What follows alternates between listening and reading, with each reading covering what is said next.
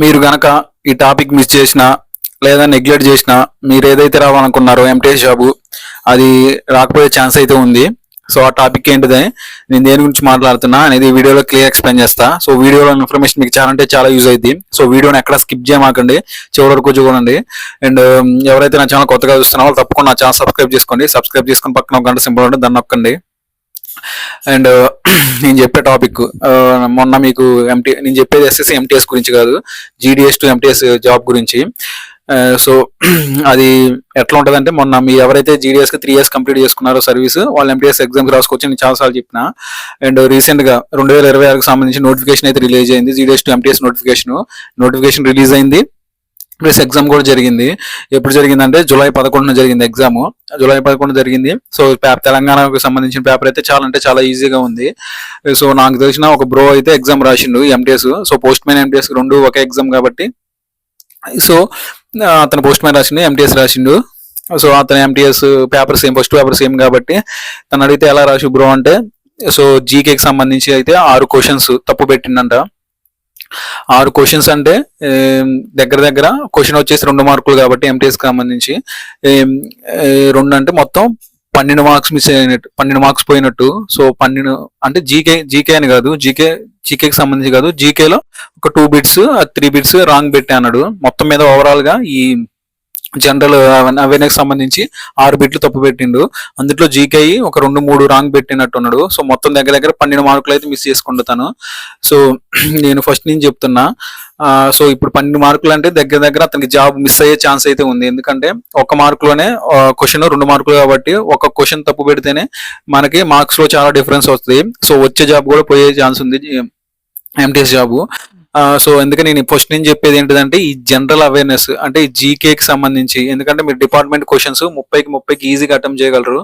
And అదే విధంగా arithmetic సంబంధించి ఈ సింపుల్ ఇంట్రెస్ట్, బోడమాస్, ఇంకా టైమ్ అండ్ వర్క్, ఇలాంటి క్వశ్చన్స్ మీరు ప్రాక్టీస్ చేస్తే ఈజీగా అటెంప్ట్ చేయొచ్చు 10కి 10గా. సో మెయిన్ గా మనం ఫోకస్ చేయాల్సింది ఏంటంటే జీకే మీద. అండ్ జీకే అనేది, జీకేలో ఇండియన్ జియోగ్రఫీ ఉంటుంది, అండ్ సివిక్స్ ఉంటుంది, and ethics and moral study, Indian culture and freedom struggles అని ఇంకా ఇంకో టాపిక్ ఉంటుంది. సో ఈ టాపిక్స్ అన్ని మీద కాన్సన్ట్రేట్ చేస్తేనే మీకు జాబ్ పక్కా ఉంటుంది. ఎందుకంటే డిపార్ట్మెంట్ క్వశ్చన్స్ అనేవి డిపార్ట్మెంట్ చేస్తారు. సో అవి మీరు ఈజీ గుర్తుపెట్టుకొని రాయొచ్చు. అండ్ మనకైతే పోస్టల్ వాల్యూమ్ 5కి సంబంధించి 7 questions ఎటు బావు, మా 7 questions 14 మార్కులు మన దగ్గర ఉంటాయి. సో డెఫినేషన్స్ ప్లస్ రోల్తో నెంబర్తో సహా గుర్తుపెట్టుకుంటే, సో అది ఇక్కడ మనకి మేజర్ గా సో మన జనరల్ అవేర్నెస్, జనరల్ నాలెడ్జ్ సంబంధించి మనం ఇది ఇండియన్ జియోగ్రఫీ నుంచి కూడా వచ్చిన బిట్స్ కూడా ఎటు బావు. ఎందుకంటే జియోగ్రఫీ అనేది మారదు. సో కొంచెం అటు ఇటు స్లైట్ డిఫరెన్స్ ఉండొచ్చు, బట్ మారదు.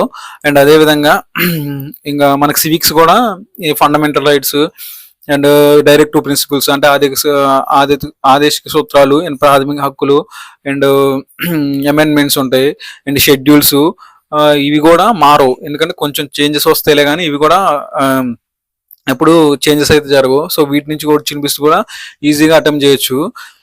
నేను మెయిన్గా జీకేకి వచ్చే, జీకే నుంచి అయితే పెద్ద వ్యాస్ట్ సబ్జెక్ట్ జీకే అనేది. సో ఎక్కడి నుంచి క్వశ్చన్స్ అడుగుతో చెప్పలేము, సో దేని నుంచి అడుగుతో కూడా చెప్పలేము. సో మనకి సైన్స్ అండ్ టెక్నాలజీ మీద అంటే స్పేస్కి సంబంధించి, అండ్ లోపల మన రీసెంట్గా ఇస్రో లాంచ్ చేసిన ఏంటిది, అదేవిధంగా నాసా లాంచ్ చేసిన ఏంటిది. సో ఇలాంటి క్వశ్చన్స్ వస్తాయి జీకే. ఇంకా వీటితో పాటు ప్లస్ ఇంకా హిస్టరీ కావచ్చు, అండ్ ఇంకా మన వేరే కరెన్సీ అంటే వేరే దేశాల యొక్క కరెన్సీ ఏంటిది, దుబాయ్ యొక్క కరెన్సీ ఏంటిది, అండ్ కెనడా కెన్యా యొక్క కరెన్సీ ఏంటిది. సో ఇట్లా కరెన్సీకి సంబంధించి అండ్ క్యాపిటల్స్ గురించి, అండ్ మన మోరోవర్ ఇక మన ఇండియాకు వస్తే, ఇండియాలో మన ఇప్పుడు ఆగస్టు 15 కావచ్చు, జనవరి 20 కావచ్చు, ఫ్లాగ్ హోస్టింగ్ అయితే జరిగింది మనకి స్వతంత్ర దినోత్సవానికి, గణతంత్ర దినోత్సవానికి. సో మనకి అప్పుడు జరిగినప్పుడు మన ఇండియాకు వచ్చిన వాళ్ళు ఎవరు, సో మరి G70 సమ్మిట్కి సంబంధించి శిఖరాగ్ర సమావేశం ఎక్కడ జరిగింది, అండ్ G7 గురించి, G20 గురించి, అండ్ WHO గురించి, వరల్డ్ హెల్త్ ఆర్గనైజేషన్ గురించి, ఐక్యరాజ్య సమితి గురించి, అండ్ ఇక భారతదేశం యొక్క కళలు, భారతదేశంలో మళ్ళీ భారతదేశంలో ఉన్న ఎన్ని రాష్ట్రాల్లో ఉన్న వివిధ కల్చర్ గురించి, అంటే ఫర్ ఎగ్జాంపుల్ మనకి భరతనాట్యం, కూచిపూడి, మోహిని అట్టం ఇలాంటివి ఉంటాయిగా. సో ఇప్పుడు ఏ రాష్ట్రానికి ఏ నాట్యం అనేది ఏ రాష్ట్రానికి ఫేమస్, సో ఇలాంటివి. అండ్ ఇంకోటి వచ్చేసి భారతదేశం, ఐ మీన్ పండగలు అంటే ఇప్పుడు మన భారతదేశంలో అనేది భిన్నత్వంలో ఏకత్వం కాబట్టి మన దేశంలో చాలా రాష్ట్రాలు ఉంటాయి. ఒక్కొక్క రాష్ట్రానికి ఒక్కొక్క పండగలు అయితే ఉంటాయి. సో అస్సాంలో జరిగే పండగలు ఏంటిది, అండ్ అదేవిధంగా మధ్యప్రదేశ్లో ఉండే పండగలు ఏంటిది, రాజస్థాన్లో జరిగే పండగలు ఏంటిది, ఇట్లా ఇలాంటివి కూడా అడగొచ్చు. సో అది. అండ్ ఇంకోటి వచ్చేసి అదే కాకుండా మన కేంద్ర పాలిత ప్రాంతాలు కూడా ఉన్నాయి, వాటి గురించి. ఇక మన ఆస్కార్ అవార్డ్స్ ఎవరికి వచ్చినాయి రీసెంట్గా, సో ఏ మూవీకి వచ్చింది, అదేవిధంగా కేంద్ర సాహిత్య అకాడమీ పురస్కారాలు, జ్ఞానపీఠ పురస్కారాలు, బుకర్ ప్రైజ్. సో వీటి గురించి కూడా జీకే. సో హిస్టరీ గురించి కొంచెం ఉంటుంది. అండ్ స్పోర్ట్స్కి సంబంధించి కూడా క్వశ్చన్స్ అయితే అడుగుతారు. సో ఒలింపిక్స్ గురించి, కామన్వెల్త్ స్పోర్ట్స్ గురించి, సో వీటి గురించి కూడా అడిగే ఛాన్స్ ఉంది ఈ జీకేలో. వీటి గురించి కూడా తెలుసుకోవాలి. అండ్ ఇంకోటి వచ్చేసి మన Indian culture and freedom struggles విషయానికి వస్తే, సో దీంట్లో అయితే మనకి మెయిన్ గా బ్రహ్మ సమాజాన్ని ఎవరు స్థాపించారు, ఆర్య సమాజాన్ని ఎవరు స్థాపించారు, స్వామి దయానంద సరస్వతి గారి గురించి, అండ్ రాజా రామ్మోహన్ రాయ్ గురించి, బాలగంగాధర్ తిలక్ గారి గురించి, సో ఆయన స్థాపించిన పత్రిక ఏంటిది, అండ్ స్లోగన్ జై జవాన్ జై కిసాన్ అనే స్లోగన్ ఎవరు ఇచ్చారు, అండ్ లాలా లజపతి రాయ్.